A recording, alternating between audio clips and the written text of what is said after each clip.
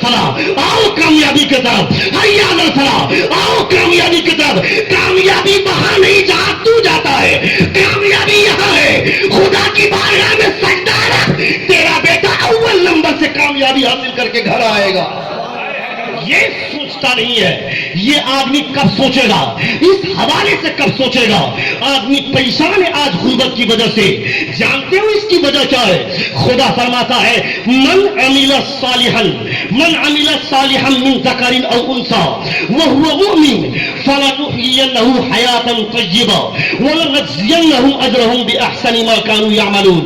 خدا فرماتا ہے مرد ہو یا عورت ہو، اگر وہ مومن ہے اور نیک عمل کرتا ہے تو میں اس کی زندگی کو خوشگوار بنا دیتا ہوں۔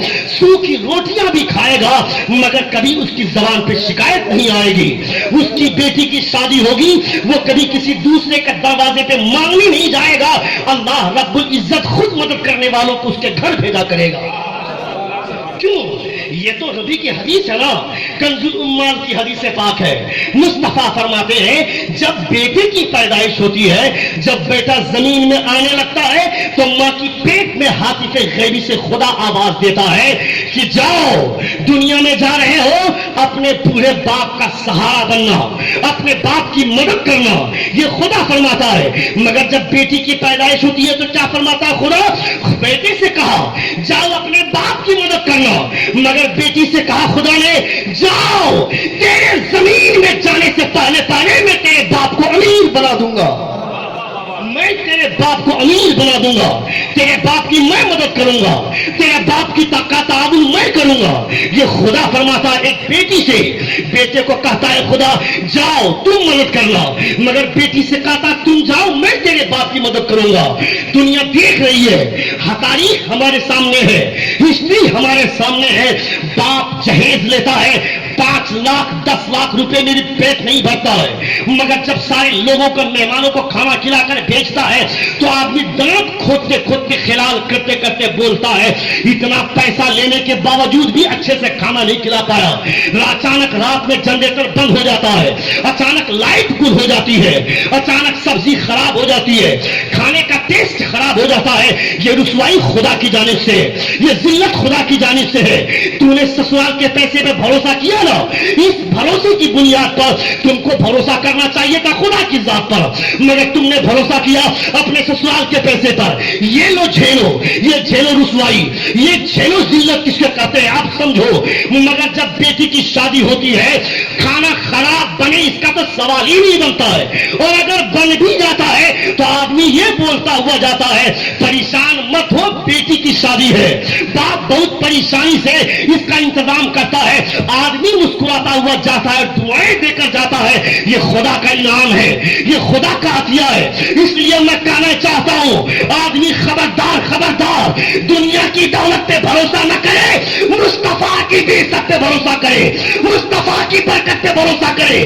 جو آدمی دنیا پہ بھروسہ کرتا ہے وہ تباہ ہو جاتا ہے، اور جو خدا پر بھروسہ کرتا ہے دنیا میں بھی کامیاب ہو جاتا ہے، آخرت میں بھی کامیاب ہو جاتا ہے۔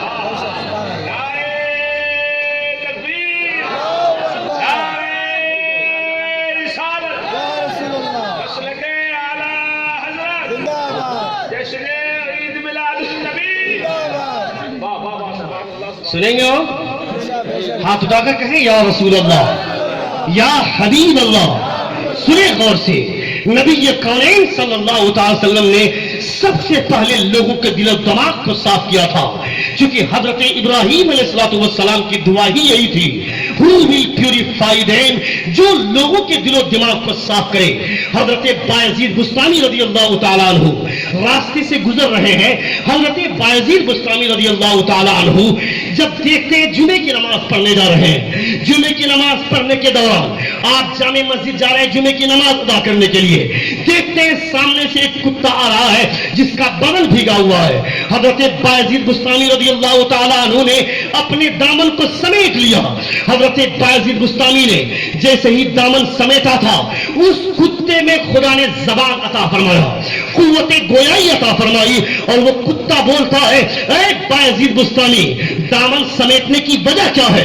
बायजीद बुस्तानी फरमाते हैं, तुझे पता नहीं है, तू एक नजीस जानवर है, तेरा बदन भीगा हुआ है, अगर तेरा जिस्म मेरे कपड़े में लग जाए, मेरा कपड़ा नापाक हो जाएगा, फिर मैं नमाज पढ़ने के काबिल नहीं रहूंगा। वो कुत्ता बोलता है, ऐ बायजीद बुस्तानी, अगर कपड़ा नापाक हो जाए तो उसको पानी से धोया जा सकता है, मगर गुरूर और घमंड की वजह से जब दिल नापाक हो जाता है तो 7 समंदर के पानी से भी उसको साफ नहीं किया जा सकता है। ऐ बायजीद बुस्तानी, अगर तुझको घमंड है कि तू इंसान है, तो मुझे भी घमंड है कि मुझे भी खुदा नहीं बनाया है, तुझको भी खुदा नहीं बनाया है, फिर तू फख्र क्यों करता है, तू घमंड क्यों करता है? तुझसे बेहतर तो मैं हूं, इंसानों से बेहतर तो मैं हूं कि इंसान जब सुबह में खाता है तो दोपहर में खुदा का भरोसा नहीं करता है, वो दौलत जमा करता है, मगर मैं सुबह में खाता हूं तो दोपहर के लिए जमा नहीं करता हूं, खुदा पर भरोसा करता हूं, मैं खुदा पर भरोसा करता हूं, मुझे खुदा रिस्क देने वाला है। जाहिरी तौर पर तो उस कुत्ते के जवाब से लगता है कुत्ता यकीनन सही बात बोलता है, इसलिए कि कुत्ता अपना रिस्क जमा नहीं करता है, मगर ये दौलत का मतवाला, ये दौलत के नशे में गुरूर और घमंडी इंसान दौलत के नशे में उसको लूटा, उसको मारा, उसके साथ झूठ बोला, उसको साथ हमला किया, उसके साथ हाथापाई किया, उसके साथ झगड़ा किया, उसके साथ धोखा दिया, ये हमारा कारनामा हो गया, ये हमारा कैरेक्टर हो गया। देख, आज से 400 बरस पहले जब इराक मुसलमानों का मरकज था, एक मुसाफिर दिन में थका मांदा हुआ, एक मुसाफिर एक रेस्टोरेंट में आता है, नाश्ता करने के लिए, एक होटल में नाश्ता करने के लिए बैठा है, सामने एक टेबल पे एक इंसान बैठा है, इसे घूर कर देख रहा है। ये रेस्टोरेंट में बैठा हुआ मुसाफिर सोचने लगा, ये आदमी मुझे बार बार क्यों देख रहा है? थोड़ी देर के बाद वो आदमी उठकर चला गया, मगर ये मुसाफिर जब नाश्ता कर लेने के बाद काउंटर पे बिल पे करने के लिए गया, उस काउंटर पे बिल पे करने के वक्त जब ये वहां पहुंचा तो वो काउंटर पे बैठा आदमी बोलता है कि आपका बिल पे किया जा चुका है, आपका पैसा दे दिया गया है, अब आप जाइए यहां से। वो मुसाफिर बोलता है, ऐसा कैसे हो सकता है? मैं इस शहर में नया आदमी हूं, इस शहर में मैं पहली बार आया हूं, मैं एक जर्नलिस्ट हूं, मैं इस शहर को जानता नहीं हूं और नहीं मुझे कोई जानता है, तो फिर मुझे मेरा पैसा किसने दे दिया? वो आदमी बोलता है, काउंटर पर बैठा हुआ आदमी, वो सामने जो तुम्हारे आदमी बैठा था, जो तुम्हें घूर कर देख रहा था, उस आदमी ने आकर मुझसे कहा, ये जो आदमी मुझको दिख रहा है, ये मुसाफिर दिख रहा है, और मुसलमान के शहर में कोई मुसाफिर होटल में आए और खाना खाकर अपना पैसा दे करके जाए, ये मुसलमानों की गैरत के खिलाफ काम है, ये मुसलमानों की गैरत के खिलाफ काम है। मैं हरगिज़ इसे गवारा नहीं करूंगा कि मुसाफिर खाना खाए और अपना पैसा खुद दे करके जाए, इसलिए पैसा उनसे नहीं लीजिएगा, मुझसे पैसा ले लीजिए। वो मुसाफिर परेशान होने लगा, वो जर्नलिस्ट परेशान होने लगा, बाहर आया काफी थका मांदा, गर्दो गुबार उसके कपड़े में थे, सोचा एक नया कपड़ा ले लूं, पहन लूं। दुकान पे गया वो आदमी, वो जर्नलिस्ट दुकान में पहुंचता है और नया कपड़ा खरीदना चाहता है। शॉपकीपर से, दुकानदार से बोलता है, भाई साहब मुझे वो कपड़ा दे दीजिए। वो दुकानदार बोलता है, ये कपड़ा आपको पसंद है? कहा हाँ ये कपड़ा मुझे पसंद है। वो शॉपकीपर दुकानदार बोलता है, मेरे भाई यही कपड़ा आपको फला दुकान में, मेरे सामने जो दुकान है उस दुकान पे आपको ये कपड़ा मिल जाएगा, उस दुकान से ले लीजिए। वो जर्नलिस्ट आदमी परेशान होने लगा, ये कौन सी बात है, मैं आपकी दुकान पे खरीदने के लिए आया हूं। आदमी कस्टमर को बड़ी अजमत की निगाह से देखता है, मैं आपका कस्टमर हूं, मैं आपकी दुकान पे खरीदने के लिए आया हूं, मगर आपके पास सामान रहते हुए भी आप दूसरी दुकान में भेज रहे हैं, क्या मतलब है इसका? वो दुकानदार बोलता है, भाई साहब नहीं समझिएगा, का समझना चाहता हूं, का समझिए, मैं सुबह से दुकान खोल कर बैठा हूं, मेरी दुकान में बहुत सारे लोग आए, कपड़ा खरीद कर चले गए, दिन भर का जो खर्चा होता है मेरे बाल और बच्चों का, वो पैसे मैं कमा लिया हूं, मगर मेरे सामने जो दुकान पे आदमी बैठा है दुकानदार, उसकी दुकान पे एक भी کسٹمر نہیں آیا ہے، میں چاہتا ہوں کہ اس کی دکان سے بھی کپڑا خریدا جانا چاہیے۔ وہ جرنلسٹ آدمی جاتا ہے وہاں سے کپڑا خریدتا ہے اور دوسرے دن نیوز چھپواتا ہے اور ریمارک کرتا ہے، وہ یہ بولتا ہے میں نے آج جو مسلمانوں کی حالت دیکھی، یہ بھائی چارگی، یہ اخوت اور یہ اتحاد مسلمانوں میں اگر ہمیشہ رہا، مسلمان کبھی کسی کا غلام نہیں بنے گا، ہمیشہ سب کے اوپر سرداری مسلمانوں کی رہے گا۔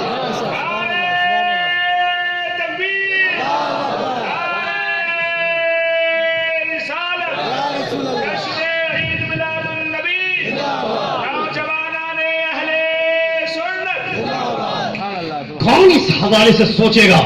کون اس تعلق سے غور کرے گا؟ مسلمان اس تعلق سے نہیں سوچتا ہے۔ یہی وجہ ہے کہ آج ہمارے اوپر کیچڑ اچھالا جاتا ہے۔ یہ طلاق ثلاثہ کے حوالے سے، طلاق ثلاثہ کے حوالے سے، تین طلاق کے حوالے سے، حلالہ کے حوالے سے، یا 4 شادیوں کے حوالے سے یہ جو بات ہو رہی ہے اسلام کے خلاف، کبھی آپ نے سوچا اس کا ذمہ دار کون ہے؟ اس کا ذمہ دار مسلمان ہے۔ نبی کونین صلی اللہ علیہ وسلم کی شریعت کا النگھن کس نے کیا؟ کس نے اس شریعت کو پامال کیا؟ کسی دوسرے نے نہیں، تم نے کبھی مسلم عالموں سے جاننے کی کوشش نہیں کیا کہ مسئلہ کیا ہے، شریعت کیا کہتی ہے، طلاق کے حوالے سے قانون کیا ہے؟ کس نے تم کو کہہ دیا کہ جب تک 3 طلاق دو گے نہیں بیوی کو طلاق واقع ہوگی نہیں؟ یہ کس نے کہہ دیا؟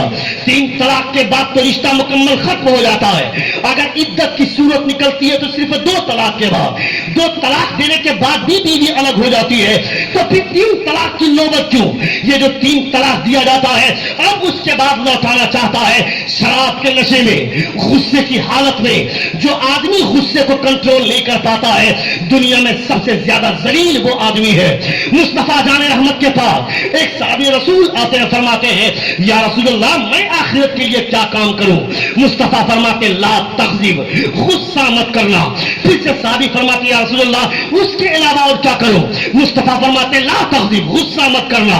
تیسری مرتبہ صحابی رسول فرماتے ہیں یا رسول اللہ آخرت کے لیے اس کے علاوہ اور کیا کام کروں؟ مصطفیٰ فرماتے ہیں غصہ مت کرنا۔ یہ غصہ آدمی کو تباہ کرتا ہے، یہ غصہ آدمی کو ذلیل کرتا ہے، یہ غصہ آدمی کو برباد کرتا ہے۔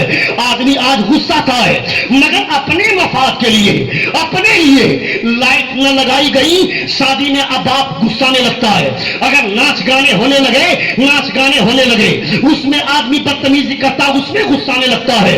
آدمی شادی کے موقع سے وہ جو ناہنجاری پن دکھاتا ہے، وہ ننگا پن دکھاتا ہے۔ شادی کے موقع سے عورتیں ناچ رہی ہیں، بچے اس کے ناچ رہے ہیں، ماں کھڑی ہو کر کے مسکراتی ہے اور بولتی ہے میرا بیٹا ناچنا سیکھ گیا ہے، میرا بیٹا ناچنا سیکھ گیا ہے۔ تو اس سے زیادہ ذلیل اور کون انسان ہوگا جو چوک اور چوراہے پہ کھڑا ہو کر بولتا ہے میرا بیٹا ٹچ اسکرین موبائل چلا لیتا ہے، میرا بیٹا گیلری کھول لیتا ہے، میرا بیٹا گیم نکال لیتا ہے میرے موبائل سے۔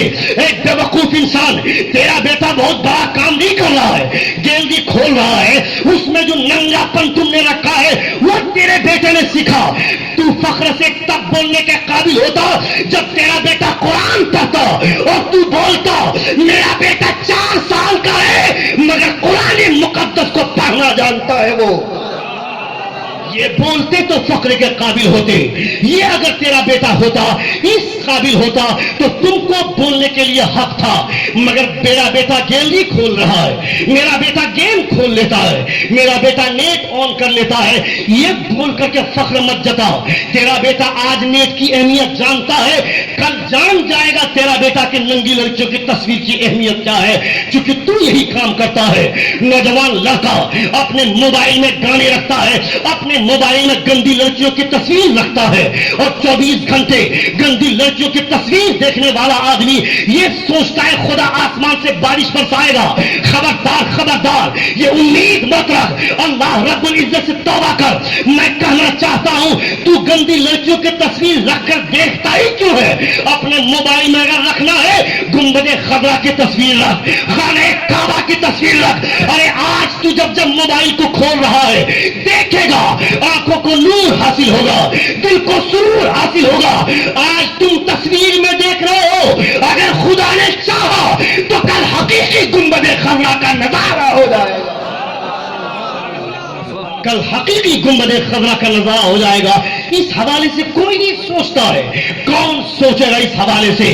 دوسروں کے تعلق سے آدمی بولتا ہے مگر اپنے بارے میں نہیں سوچتا ہے. وہ آدمی ایسا ہے, یہ آدمی ایسا ہے, وہ شراب پیتا ہے, وہ جوا کھیلتا ہے. تو کیا کر رہا ہے؟ تو پانچوں وقت نماز نہیں پڑھ رہا ہے, تو پھر تو دوسرے کے پاس دوسروں کے حق میں برائی کیوں کر رہا ہے؟ یہ آدمی غیبت کرنے والا بن گیا, یہ آدمی چغلی کرنے والا بن گیا. اگر کوئی بوڑھا آدمی نماز پڑھتا ہے, جوان آدمی دیکھ کر چڑھاتا ہے اس کو اور یہ بولتا ہے اب نماز نہیں پڑھے گا تو کیا پڑھے گا, اب نماز پڑھنے کے لیے مسجد میں نہیں جائے گا تو کب جائے گا, اب ایک پیر اس کا قبر میں لٹک چکا ہے, اب اس کا ایک پیر قبر میں جا چکا ہے, اب نماز نہیں پڑھے گا تو کب پڑھے گا, یہ سوچ کر آدمی اسے تانا دیتا ہے. اور اگر کوئی جوان لڑکا نماز پڑھتا ہے تو اس کے دوست اس کو دیکھ کر چڑھاتے ہیں اور بولتے ہیں یہ مکاری کر رہا ہے, یہ دکھانے کے لیے نماز پڑھ رہا ہے. یہ ہمارے سماج کا ماحول گندا ہو گیا, اتنی گندگی میں ہم پلنے لگے. کل تک حالت ایسی تھی ہماری, ایک آدمی نماز پڑھتا تھا تو دوسرے آدمی کو رشک ہوتا تھا, دوسرا آدمی یہ سوچتا تھا کاش میں بھی اس کی طرح نماز پڑھا ہوتا, یہ سوچتا تھا. مگر آج ہم جس سماج میں رہتے ہیں, جس سوسائٹی میں رہتے ہیں, اتنا ذہن گندا ہو گیا.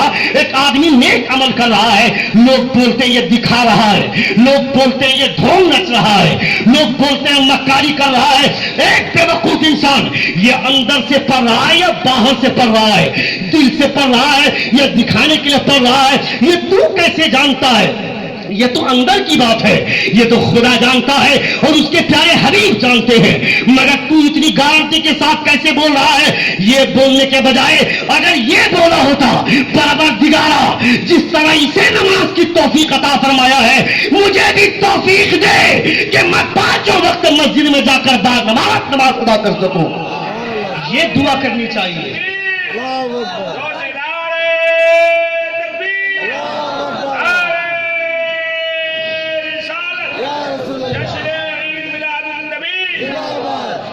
یہ دعا کرنی چاہیے, یہ سوچنا چاہیے تھا ہم کو, مگر ہم نہیں سوچتے ہیں.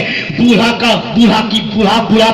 آدمی کا بوڑھاپا تباہ ہے, جوان کی جوانی تباہ ہے, بچوں کا بچپنا تباہ ہے. یہ ہماری سوسائٹی اور یہ ہمارا کلچر ہو گیا.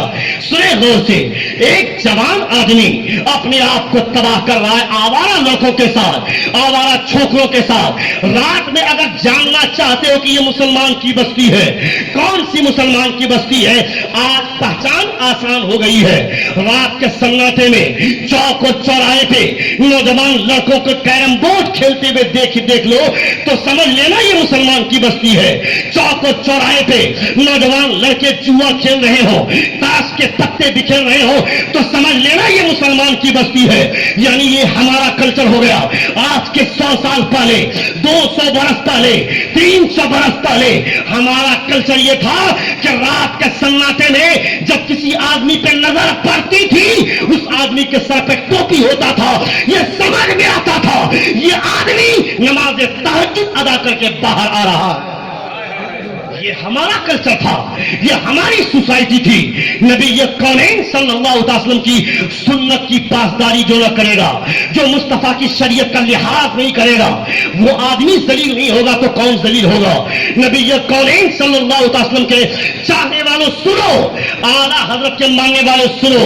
حضور اعلیٰ حضرت نے مصطفیٰ کی زندگی کو دیکھا ہے, مصطفیٰ جان رحمت کے کردار کو دیکھا ہے, اس لیے حضور اعلیٰ حضرت اس عمر میں زندگی کے اس پڑاؤ میں بھی, زندگی کے اس کٹھنائی کے عالم میں بھی جب آپ چلنے پھرنے کے قابل نہیں ہیں, اپنے 2 دوستوں کو, اپنے 2 خادم کو پاس بلاتے ہیں اور ایک کے کاندھے پہ داہنا ہاتھ, دوسرے کے کاندھے پہ بایاں ہاتھ, اس سہارے سے بھی سارا حضرت چل کر مسجد میں نماز باجماعت ادا کرتے تھے. اس لیے کہ اعلیٰ حضرت جانتے ہیں کہ مسلمانوں کو خدا نے وہ کمال دیا ہے, گھر میں نماز پڑھے گا تو جتنا ثواب ملے گا مسجد میں نماز پڑھنے سے 70 گنا زیادہ ثواب عطا فرماتا ہے. اور آپ فرماتے ہیں, مصطفیٰ فرماتے ہیں, جب آدمی جماعت کے ساتھ نماز پڑھتا ہے, جماعت کے ساتھ جب نماز پڑھتا ہے, جب صفیں لگائی جاتی ہے, اس صف کو خدا فرشتوں کا صف قرار دیا کرتا ہے. یہ مسلمانوں کی حالت ہے. یہ مسلمانوں کے مرتبے کے تعلق سے مصطفیٰ بات کرتے ہیں. پتا ہے آج پورا آدمی نماز پڑھتا ہے, جوان سوچتا ہے کہ جب بوڑھے ہو جائیں گے تب نماز پڑھیں گے. یہ کیا گارنٹی ہے کہ تو زندہ رہے گا؟ تو دیکھتا نہیں ہے آدمی یہاں سے گیا اپنے گھر کے لیے سبزی خریدنے کے لیے, اچانک ایک ٹکر نے ایسے ایک ٹریکٹر ایک ٹرک نے ایسی ٹھوکر ماری, وہ آدمی لہو لہان ہو گیا. آن دا اسپوٹ ہی ڈائی, یہ مر گیا. آدمی جاتا اپنے گھر کے لیے کپڑا خریدنے کے لیے, تھوڑی دور چلا تھا, اچانک اس سے مس بیلنس ہوا, وہ آدمی ایکسیڈنٹ ہو گیا, وہ آدمی مر گیا. کیا پتا تھا کہ وہ آدمی لوٹ کر گھر نہیں آئے گا؟ کیا اس کو پتا تھا کہ وہ آدمی لوٹ کر گھر نہیں آ پائے گا؟ یہ سب جانتے ہیں, روزانہ یہ سارے حادثے ہم دیکھتے ہیں, مگر ایک آدمی بھی ہوش کا ناخن نہیں لے رہا ہے. بوڑھا آدمی نماز پڑھتا ہے کب سے؟ 25 سال 30 سال نہیں, 50 سال کی عمر میں جب پہنچ جاتا ہے تب وہ آدمی نماز شروع کرتا ہے. 15 سال میں وہ آدمی بالغ ہوا, 15 سال میں بالغ ہونے کے بعد 10 سال کی زندگی آوارہ لڑکوں کے ساتھ گزار دیا. 25 سے 30 سال کی عمر میں شادی ہوئی, 10 سال شادی کے مزے لیے, 40 سال تک پہنچ گئے, اب صاحب اولاد ہو گئے, 50 برس کی عمر پہنچ گئی. اب اس کو سوجا ہے, اب وہ مسجد کا راستہ دیکھتا ہے, اب جاتا ہے نماز پڑھنے کے لیے, اور زندگی کے اس پاؤ میں بھی جا رہا ہے مسجد, تو وہاں جا کر کبھی امام کی انگلی دیکھتا ہے, کبھی امام کا پاجامہ دیکھتا ہے, کبھی امام کی لنگی دیکھتا ہے, کبھی امام کی پیشانی دیکھتا ہے. ایک بے وقوف 50 برس کی عمر میں گیا ہے نماز پڑھنے کے لیے, امام کے پیچھے لگ کر اپنی آخرت برباد کیوں کرتا ہے؟ امام کے پاس بیٹھ اور نماز سیکھنے کا کوشش کر, تو امام کی عزت کرے گا, خدا آسمان میں تیرے تذکرے فرشتوں کے درمیان کروائے گا.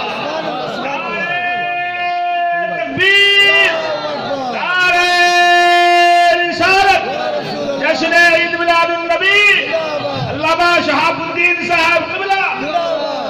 کیا ہم تھے اور ہم کیا ہو گئے؟ کیا ہمارا کیریکٹر تھا اور کیا ہمارا کردار ہو گیا؟ یہ اس تعلق سے کون سوچے گا؟ یہ انگریز کی اولاد کی چیزیں نہیں ہے, یہ مسلمانوں کی اولاد کی چیزیں ہیں. مسلمانوں کو اللہ کے پیغمبر نے, مصطفیٰ جان رحمت صلی اللہ علیہ وسلم نے جو دانائی عطا فرمائی تھی, وہ دانائی کسی قوم کو بھی حاصل نہیں ہوئی ہے. جو سمجھداری اللہ رب العزت کے پیارے حبیب صلی اللہ علیہ وسلم نے مسلمانوں کا عطا فرمائی ہے, یہ سمجھداری کسی بھی قوم کو نہیں دی گئی ہے. یعنی آدمی زندگی کے اس پاؤ میں بھی نماز پڑھ رہا ہے تو نماز پڑھ رہا ہے کیا؟ وہ اپنی نماز کو برباد کر رہا ہے.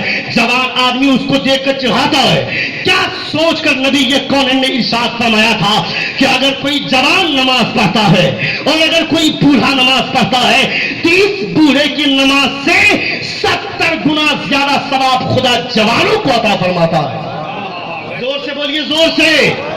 پورا مجمع ہاتھ اٹھا کر کہیں یا رسول اللہ. کیا سوچ کر مصطفیٰ نے فرمایا تھا؟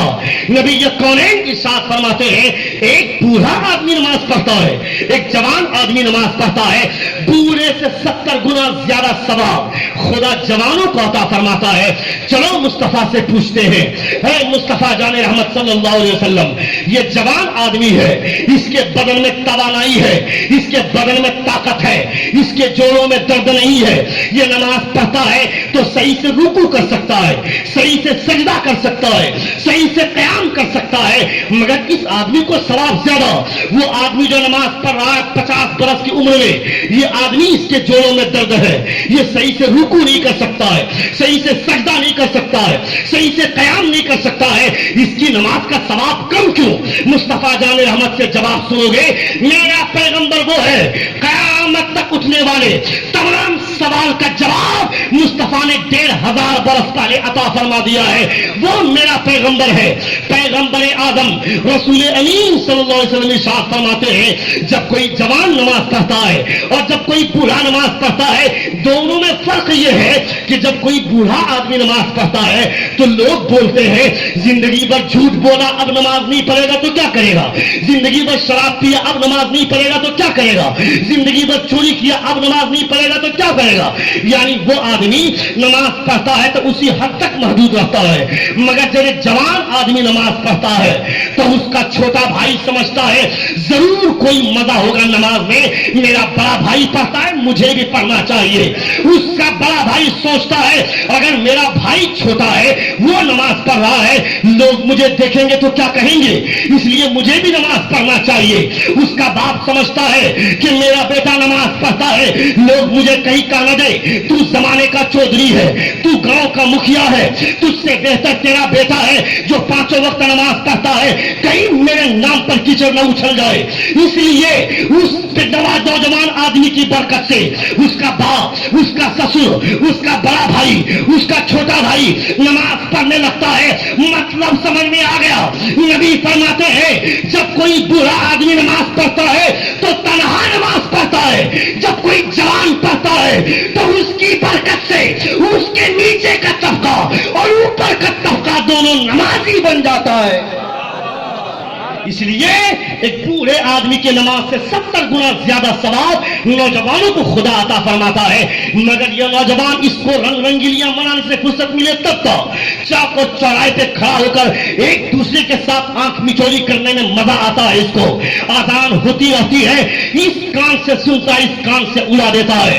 آزان ہونے کے دوران تقریر بند ہو جاتی ہے، نعت خوانی بند ہو جاتی ہے، تلاوت بند ہو جاتی ہے۔ ایک کم وقت تو پھر تمہیں بات کرنے کی اجازت کس نے دے دیا؟ تم نے سنا نہیں؟ آج سے 6 مہینہ پہلے لدھیانہ علاقے میں نریندر سنگھ مودی کی سبھا تھی لدھیانہ علاقے میں۔ جیسے ہی اپنی سبھا کو شروع کیا کچھ ہی دیر انہوں نے تقریر کیا تھا، اچانک اذان کی آواز ان کے کانوں سے ٹکراتی ہے۔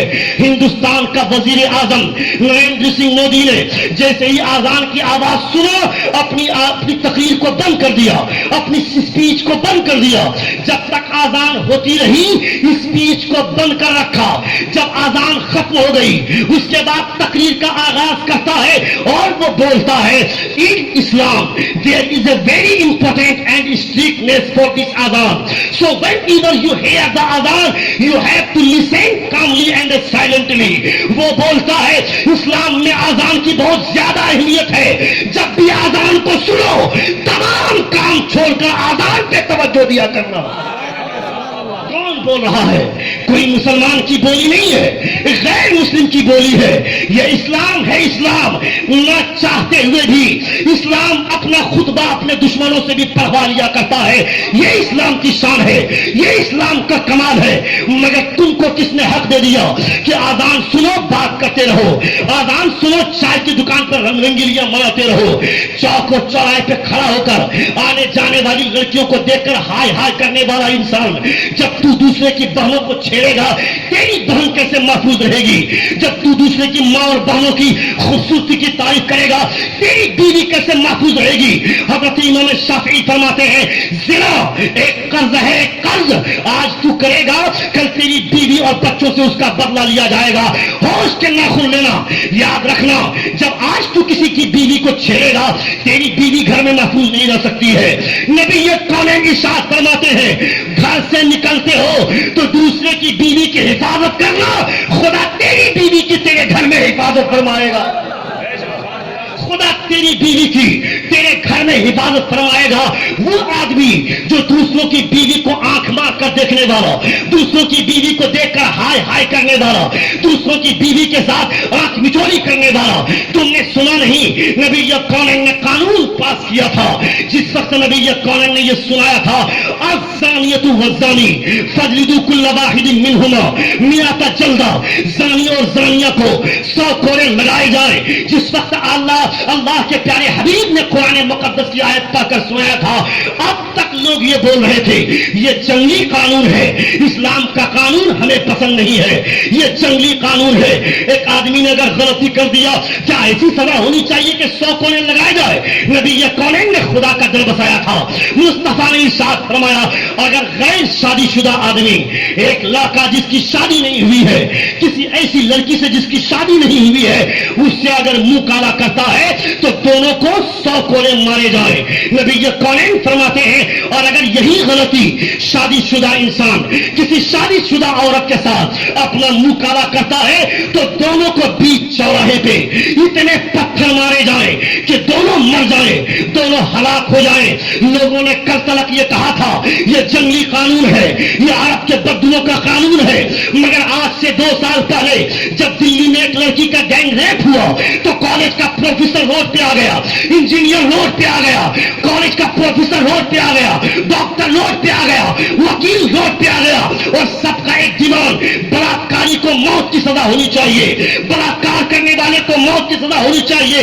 تب تمل ناڈو کے مندر کا ایک پجاری سامنے آتا ہے اور وہ بولتا ہے بھارت کی لڑکیوں کی عزت کی اگر حفاظت چاہتے ہو تو کوئی قانون مت لاگو کرو، اسلام کے پیغمبر کے قانون نافذ کر دو، پوری دنیا سے عورت کی حفاظت ہو جائے گی۔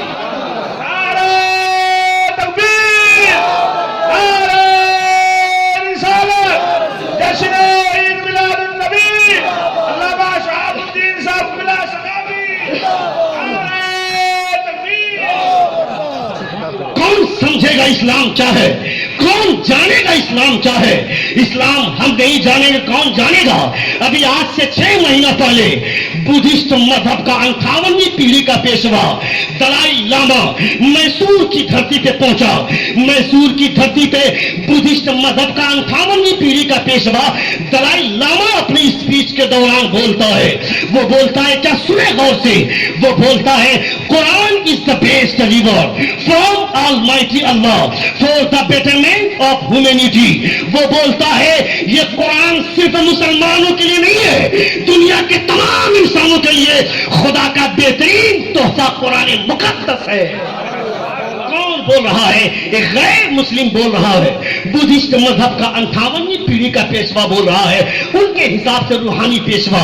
وہ اور ایک جملہ بولتا ہے، کیا بولتا ہے؟ سنو، وہ بولتا ہے if you want to the finish the terrorism you have to follow the rules of the prophet of Islam۔ وہ بولتا ہے پوری دنیا سے دہشت گردی کا خاتمہ اگر چاہتے ہو تو کسی اور کے نقش قدم پہ مت چلو، اسلام کے پیغمبر کے نقش قدم پہ چلو، پوری دنیا سے دہشت گردی کا خاتمہ ہو جائے گا۔ یہ غیر مسلم بول رہا ہے، بدھسٹ مذہب کا پیشوا بول رہا ہے، مگر ہم مسلمان نوجوان لڑکے چوک اور چوراہے پر آنکھ مچولی کرنے والے، چوک اور چوراہے پہ غنڈہ گردی کرنے والے، یہ تمہاری حالت ہو گئی۔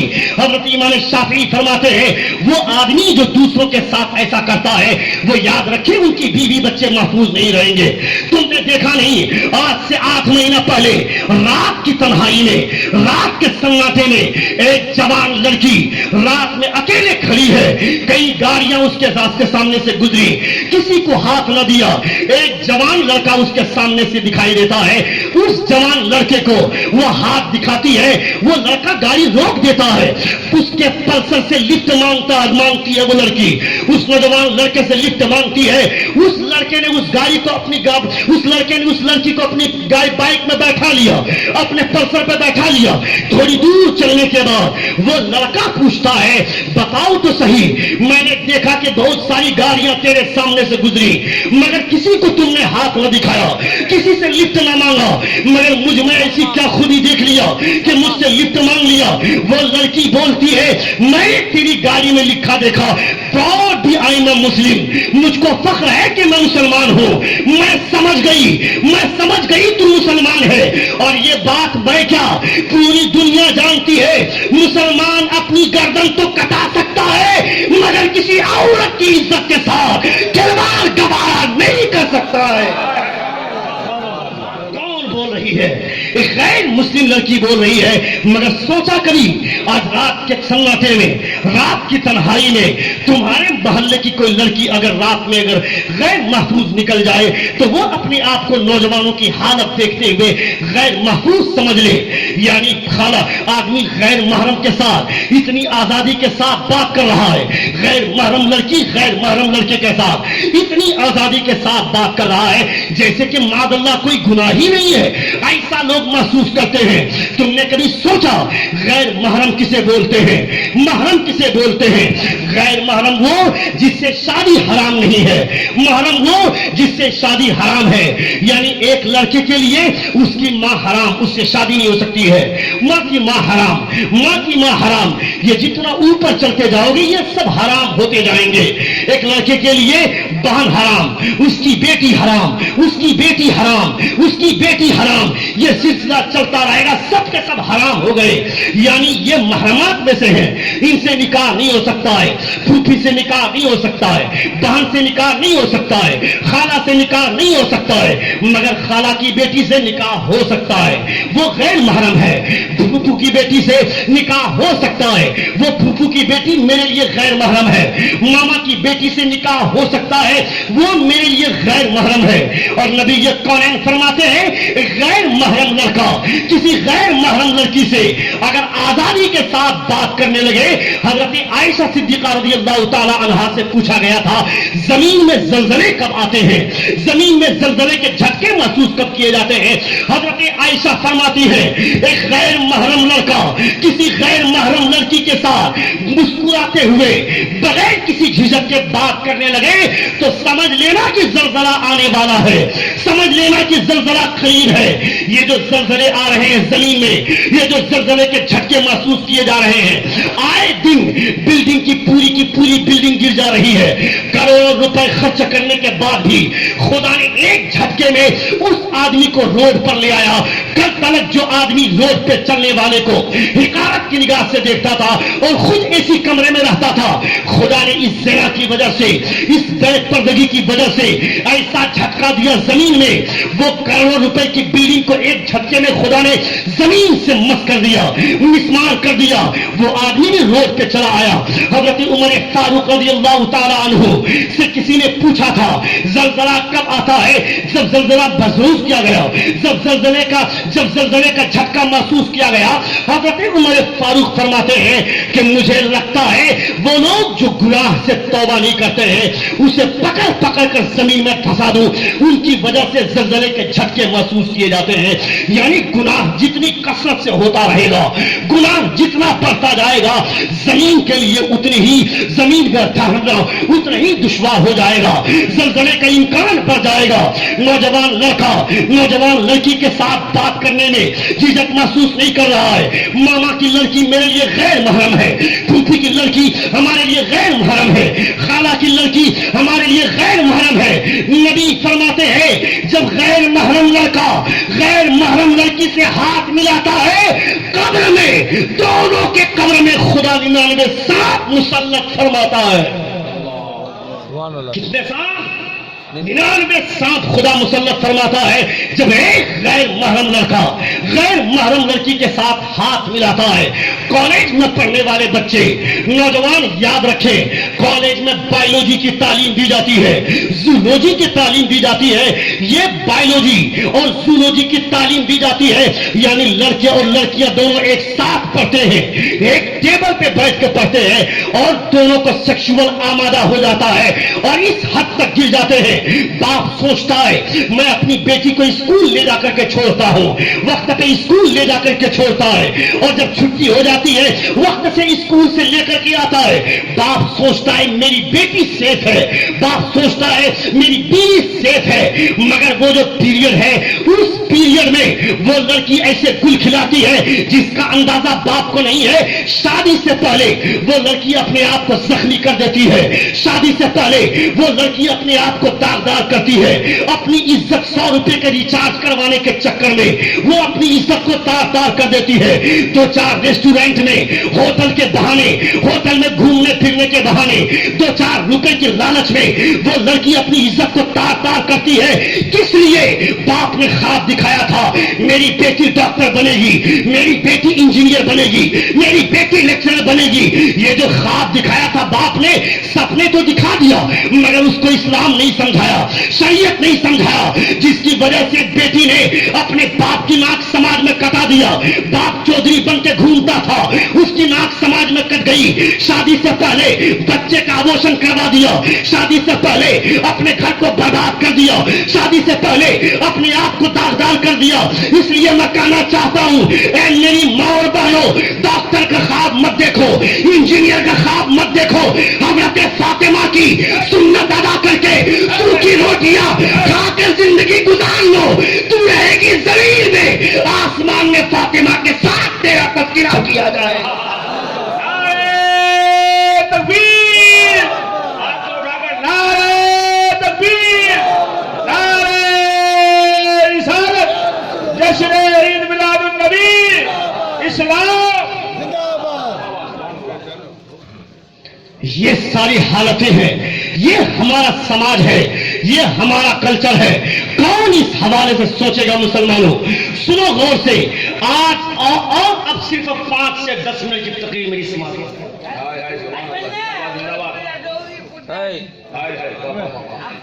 ہاتھ اٹھا کر کہیں یا رسول اللہ. اپنے دونوں ہاتھوں کو فضا میں لہرا کر کہیں یا حبیب اللہ. بیچ مجمع میں سے کوئی نوجوان کھڑا ہو کر نعرہ لگا دے.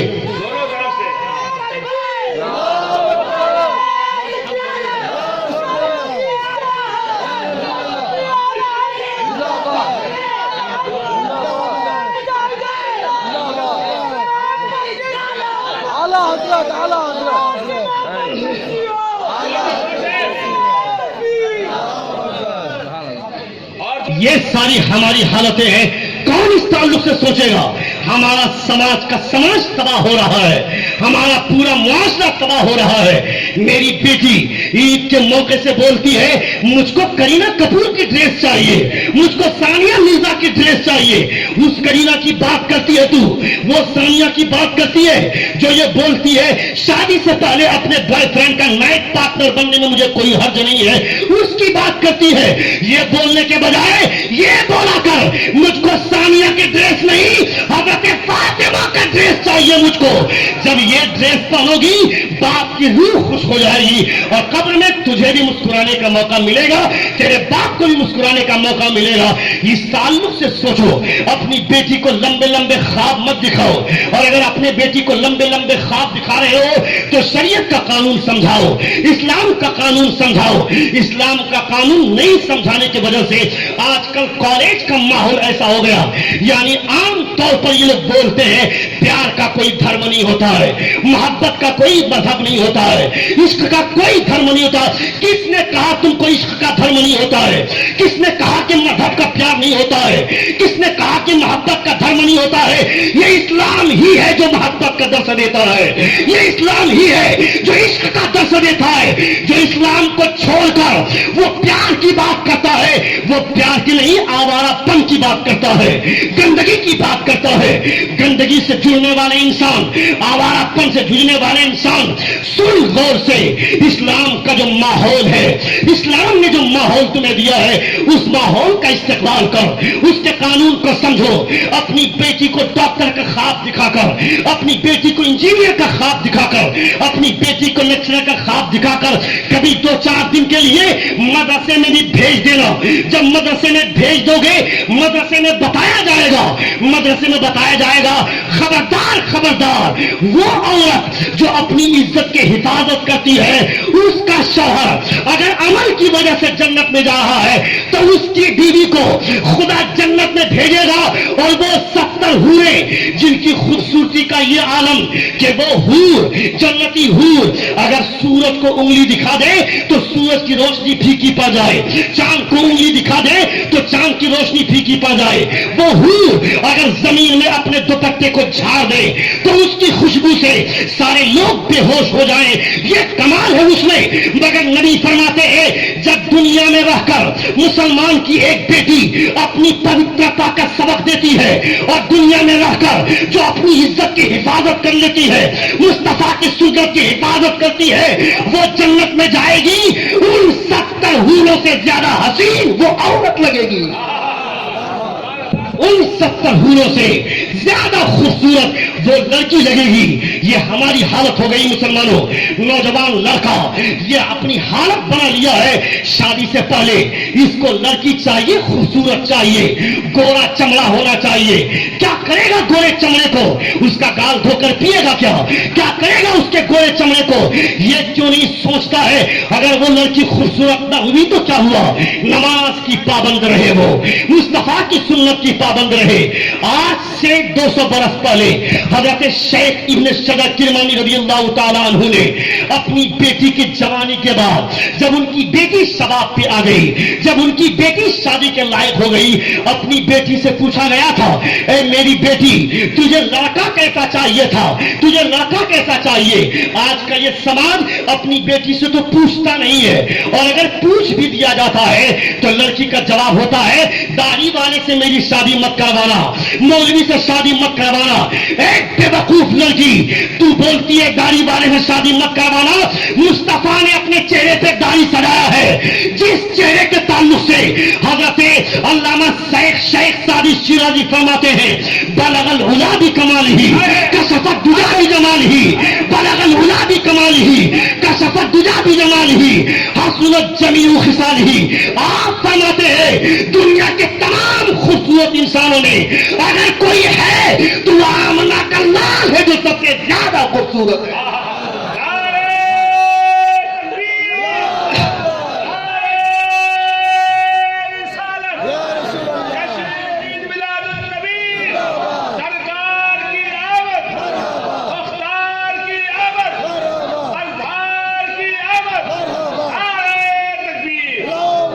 کچھ لوگ تو پوچھتے ہی نہیں ہیں، اور اگر کچھ لوگ پوچھتے ہیں تو اتنی آزادی کی حد تک چلے جاتے ہیں، اس آزادی کے حد تک چلے جاتے ہیں لڑکا اور لڑکی کو دونوں کو آزادی دے دیا، جاؤ دونوں گھومو پھرو، ایک دوسرے کو پہچان لو۔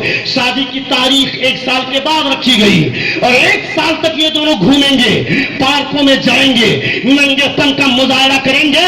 شادی 1 سال کے بعد ہوگی، مگر ناجائز بچہ 1 سال پہلے آ جائے گا۔ یہ اس کے کارنامے ہیں۔ کس نے تم کو کہہ دیا کہ شادی سے پہلے جان لینا ضروری ہے، پہچان بنانا ضروری ہے؟ پہچان بنانا ضروری نہیں ہے، جان لینا ضروری ہے۔ پہچان بنانا ضروری نہیں ہے، جان لینا ضروری ہے۔ جان لو وہ لڑکی کیسی ہے، جان لو اس کا خاندان کیسا ہے، جان لو اس کا کیریکٹر کیسا ہے، اس کو پہچانو نہیں، جان لینا تیرے لیے ضروری ہے۔ جب آدمی بغیر پہچانے صرف جان کر شادی کرتا ہے، شادی سے پہلے ایک لڑکا ایک لڑکی گھومتا ہے، اس پر خدا لعنتیں بھیجتا ہے، فرشتے لعنت بھیجتے ہیں، مگر ایک لڑکا اور ایک لڑکی جب دونوں کی شادی ہو جاتی ہے، شوہر بیوی کو دیکھ کر مسکراتا ہے، بیوی شوہر کو دیکھ کر مسکراتی ہے۔ مصطفیٰ فرماتے ہیں یہ مسکرانا خدا کو اتنا پسند آتا ہے کہ اپنی شان کے مطابق خدا بھی مسکرا دیا کرتا ہے، اپنی شان کے مطابق خدا بھی مسکرا دیا کرتا ہے۔ یہ میرے پیغمبر کا فرمان ہے۔ کچھ لوگ تو پوچھتے ہی نہیں ہیں، یہ سمجھتے ہیں کہ لڑکی کی زبان نہیں ہے، اس کی خاموشی کا ناجائز فائدہ اٹھاتے ہیں۔ ہمیں پیسے چاہیے، لڑکا پیسہ والا ہے، لڑکی کو کیا پسند ہے اس سے کچھ نہیں پوچھا۔ ہو نہ ہو لڑکی کو کوئی عالم چاہیے، ہو نہ ہو اس کو کوئی نمازی چاہیے، ہو نہ ہو اس کو کوئی اچھا عزت دار لڑکا چاہیے، مگر باپ اس کو داماد ایسا چاہیے پیسہ ہو چاہے وہ لڑکا شراب میں ڈوبا رہے، پیسہ ہونا چاہیے چاہے وہ جوا کھیلتا رہے، پیسہ ہو چاہے 4 لڑکیوں کے ساتھ وہ FIR رکھے، کوئی فرق نہیں پڑتا۔ یہی وجہ ہے کہ شادی کے 1 سال کے اندر طلاق کی نوبت آ جاتی ہے، لڑکی آ کر شکایت کرتی ہے وہ میری طرف توجہ نہیں دیتا ہے۔ وہ دے گا کیسے؟ زبردستی پیسے کی وجہ سے اس کی شادی کرائی گئی ہے۔ کاش اس بیٹی سے پوچھ لیے ہوتے اے میری بیٹی تیری مرضی کیا ہے؟ نبی کونین کو اپنی بیٹی تو چھوڑو، دوسرے کی بیٹی پر نبی کونین کو اختیار تھا کہ جہاں چاہے جس لڑکی کا رشتہ طے کر دے۔ حضرت زینب رضی اللہ تعالی عنہا جو قریش کی خاندان کی لڑکی ہے، حضرت زید بن حارثہ جو نبی کونین کے منہ بولا بیٹے ہیں، حضرت زید بن حارثہ رضی اللہ تعالی عنہ جب جوان ہو گئے، حضرت زید سے نبی نے فرمایا جاؤ زینب سے کہو کہ تمہاری شادی کروانے والا ہو۔ حضرت زید جب گئے زینب کے پاس، زینب چونکہ عزت دار گھرانے کی تھی، قریش کے خاندان سے تعلق رکھتی تھی، جیسے ہی زید نے شادی کا پیغام دیا، زینب بولتی ہے نہیں میں تم سے شادی نہیں کروں گی، تم ایک غلام ہو، غلامی کی زندگی گزارتے ہو، اور میں قریش کی شاہانہ مزاج رکھتی ہوں، میں تجھ سے شادی نہیں کر سکتی ہوں۔ حضرت زید رضی اللہ تعالی عنہ نے فرمایا مجھے نبی نے بھیجا۔ حضرت زینب فرماتی ہے نبی نے بھیجا ہے ٹھیک ہے، مگر میری بھی کچھ مرضی ہے، میرا بھی کچھ اختیار ہے۔ حضرت زید واپس آ گئے، نبی کونین سے فرمایا یا رسول اللہ زینب نے ایسا جواب دیا. اللہ رب العزت نے حضرت جبریل کو بھیجا آیت مبارکہ دے کر ما کان للمؤمن ولا مؤمنۃ اذا قضى الله ورسوله امرا ان يكون لهم الخيار.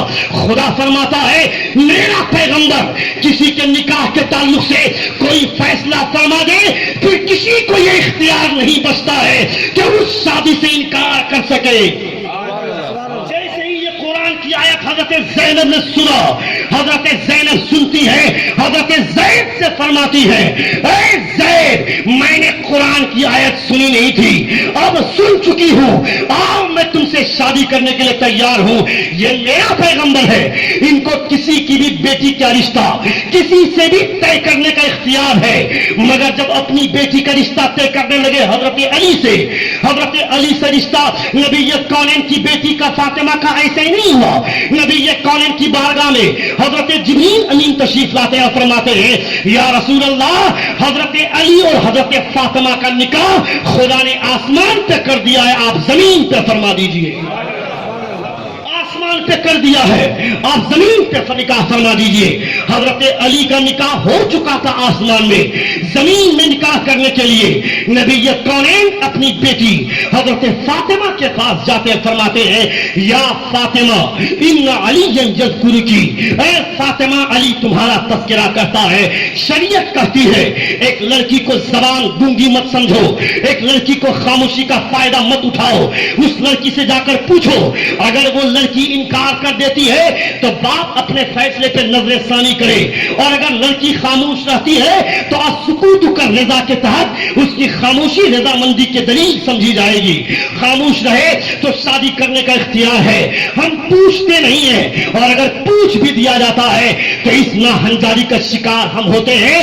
ہمیں لڑکا چاہیے داڑھی والا نہیں, جو پینٹ شرٹ پہن کر گھومتے ہو, جو پینٹ پہنتا بھی ہو تو اس کے چوتر کا آدھا حصہ دکھتا ہو, شرٹ پہنتا ہو تو اس کے بٹن کھلے ہوئے ہو, جو دن میں مہینے میں 4-5 مرتبہ ہم کو شاپنگ مال لے کر کے جائے, بگ بازار گھمائے, سنیما ہال لے کر کے جائے. میں جیسی خواہش کروں ویسی خواہش کی تکمیل کرے.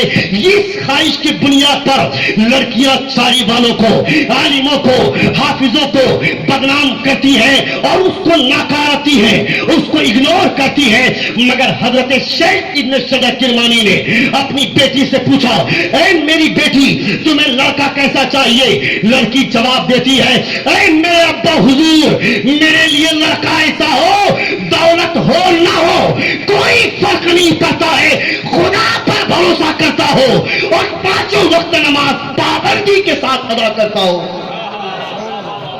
بولتی ہے حضرت ابن سجا کرمانی رضی اللہ تعالی عنہ کی بیٹی بولتی ہے رات کے تنہائی میں رات کے 2 بجے نکلتے ہیں داماد تلاش کرنے کے لیے. ہم کب نکلتے ہیں؟ دن میں نکلتے ہیں. وہاں جاتے ہیں جس کے پاس بینک اور بیلنس ہے, وہاں جاتے ہیں جس کے پاس 4 ویلر کار ہے, وہاں جاتے ہیں جس کے پاس BMW کار ہے, مرسیڈیز کار ہے. ایسے لوگوں کو اپنا داماد بنانا چاہتے ہیں اور یہ سوچتے ہیں, یہ سوچ کر ایک رئیس آدمی, ایک دولت مند آدمی اپنا داماد کسی عالم کو نہیں بناتا ہے, اپنا داماد کسی حافظ کو نہیں بناتا ہے, اپنا داماد کسی حاجی کو یا کسی عالم دین کو یا کسی قاری کو نہیں بناتا ہے. یہ سوچتا ہے یہ 6,000 کی سیلری پانے والا, یہ 10,000 کی تنخواہ پانے والا, یہ کیا میری بیٹی کو سکھ عطا فرمائے گا. مگر تاریخ گواہ ہے دولت مندوں کی بیوی کو تو حلالی کی نوبت آ گئی, مگر 4,000 سیلری پانے والے عالم کی بیوی کو کبھی بھی حلالے کے لیے کسی دوسرے مرد کے پاس جانے کی ضرورت نہیں پڑی. کیوں؟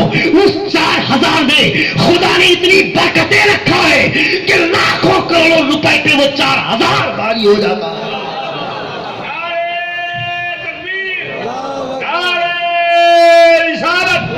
جشن عید میلاد النبی علماء اہل سنت.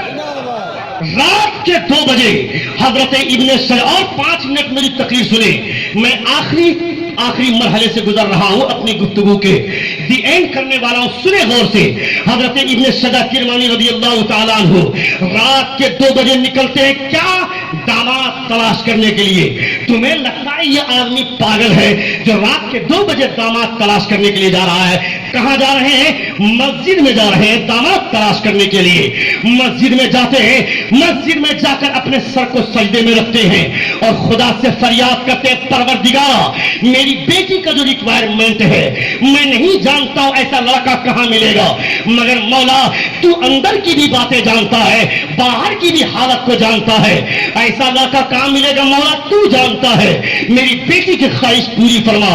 یہ دعا کر ہی رہے تھے کہ ایک آواز آپ کے کانوں سے ٹکراتی ہے، رونے کی آواز۔ اس آواز کے پیچھے بھاگتے ہیں، دیکھتے ہیں مسجد کے کونے میں ایک جوان لڑکا اپنے سر کو سجدے میں رکھتا ہے اور سر کو سجدے میں رکھ کر خدا سے دعا کر رہا ہے، پروردگار میری بیٹی، خود میری بیوی خوبصورت ہو نہ ہو اس کی کوئی پرواہ نہیں ہے، مگر 5 وقت کو نماز پابندی کے ساتھ ادا کرنے والی ہو۔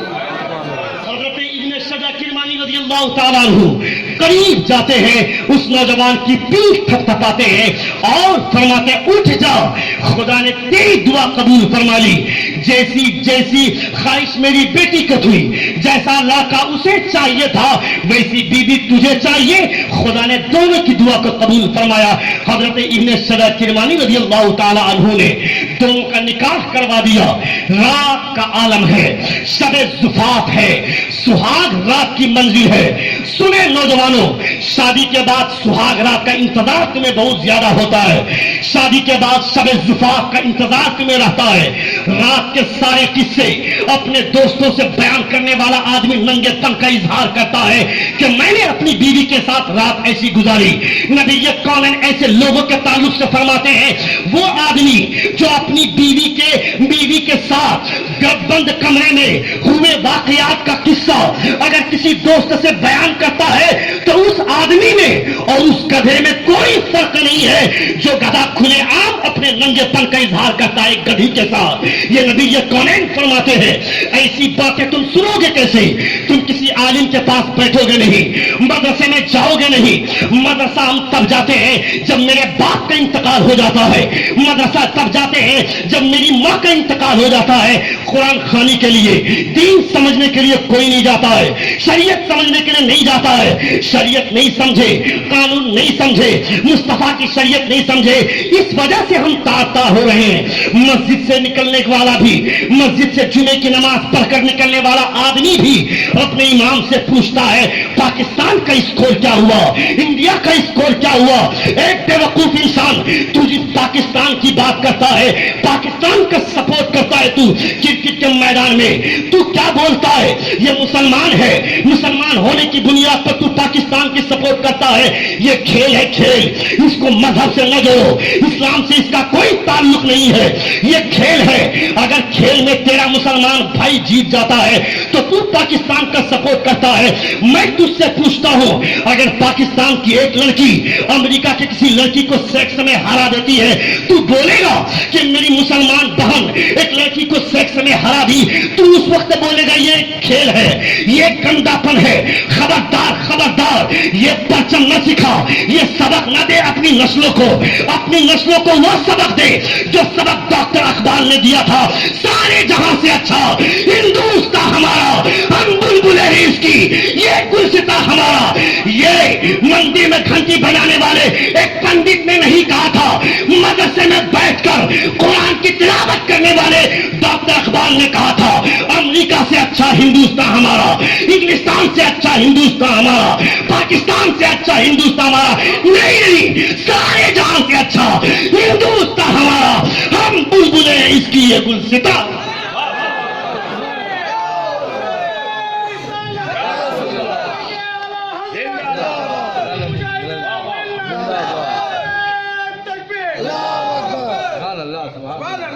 خبردار خبردار، یہ درس نہ دے، شب زفاف کی منزل ہے، سہاگ رات کا عالم ہے، सुहाग रात के चर्चे अपने दोस्तों से करने वाले लड़के और सुहाग रात के तस्करे करने वाली लड़कियां अपनी सहेलियों में, ये दोनों आवारागर्दी के शिकार हैं, ये दोनों नंगेपन के शिकार हैं। सहेलियां पूछती है लड़कियों से सुहाग रात कैसी रही, दोस्त पूछते हैं लड़कों से सुहाग रात कैसी रही।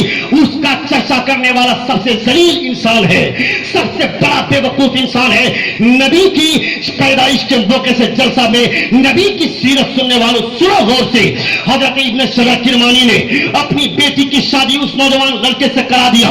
शबे ज़ुफाफ का आलम है, सुहाग रात की मंजिल है। लड़का नमाज पढ़ता रहा, लड़की की घूंघट उठाकर नहीं देखा। एक रात गुजर गई, 2 रात गुजर गई, 3 रातें गुजर गई, नहीं एक महीना मुकम्मल गुजर गया। 1 महीना गुजर जाने के बाद उस लड़की से सब्र का और तहम्मुल का दामन उससे छूटा। वो लड़की अपने बाप से बोलती है, ऐ मेरे अब्बा हुजूर, मैंने कहा था मेरे लिए ऐसा लड़का होना चाहिए जो 5 वक्त नमाज पाबंदी के साथ अदा करती हो। मगर इसका यह मतलब नहीं कि जो आदमी शादी का मफहूम ही नहीं जानता है, जो शादी की मीनिंग ही नहीं जानता है, निकाह का डेफिनेशन नहीं जानता है, उसको आपने मेरा शौहर बना दिया। 1 महीना गुजर गया। हम लड़की की शादी के बाद ये ख्वाहिश होती है कि उसका सरदार, उसका शौहर उसके करीब आए, उसके घूंघट उठाए। मगर 1 महीने का अरसा गुजर गया, आज तक उसने मेरी घूंघट नहीं उठाया। ये इब्न सजा किरमानी रज़ियल्लाहु ताला अन्हु अपने दामाद के पास जाते हैं और बोलते हैं, अगर तू शादी के लायक नहीं था तो तूने कह क्यों नहीं दिया पहले कि मैं शादी नहीं कर सकता? तूने मेरी बेटी की जिंदगी तार तार क्यों किया? क्यों मेरी बेटी की जिंदगी बर्बाद किया? इब्न सजा किरमानी ने जब पूछा, उस नौजवान लड़के ने जवाब दिया, सुनो नौजवानों गौर से। वो नौजवान बोल पड़ता है, आपके पास खुदा ने बेशुमार दौलतें दी हैं, ये दौलतें हराम की भी आई होंगी, हलाल की भी आई होंगी, और आपकी बेटी परवरिश आपके घर में पाई है, इसके पेट में हराम लुकमा भी गया होगा, हलाल लुकमा भी गया होगा। और मुस्तफा फरमाते हैं कि हराम लुकमे का असर 40 दिन तक रहता है। मैं चाहता हूं अपनी बीवी को अपनी हलाल कमाई से हलाल लुकमे खिलाऊं, उसके बाद जब अपनी बीवी से मिलूंगा तो मेरा बेटा बदकार नहीं होगा, नेकोकार होगा, फरमा बरदार होगा, मुस्तफा का सिपाही बनकर।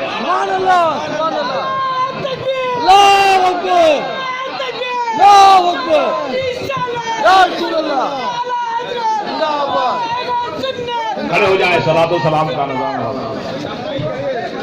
जी।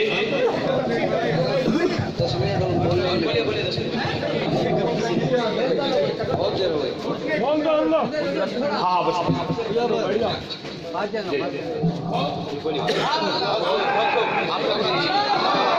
नारे तकबीर, नारे रिसालत, उलमाए अहले सुन्नत। तुम जितना तलाशोगे ये और सिवा होगा, तुम जितना तलाशोगे ये और सिवा होगा। अरे इस्लाम वो पौधा है, काटो तो हरा होगा। इस्लाम वो पौधा है, काटो तो हरा होगा। धोने से ना छूटेगा, ये खून हमारा है। महशर की अदालत में जब पेशे खुदा होगा, मजलूम तो है लेकिन मजबूर नहीं है हम। आएंगे अगर जिस पर एक हश्र बपा होगा।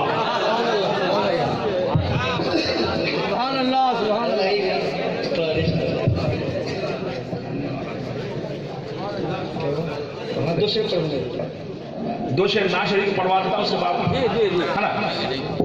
माजिद भाई तशरीफ लाए, मुस्कुराते हुए हाथ को उठा दो, कह दीजिए या रसूल अल्लाह।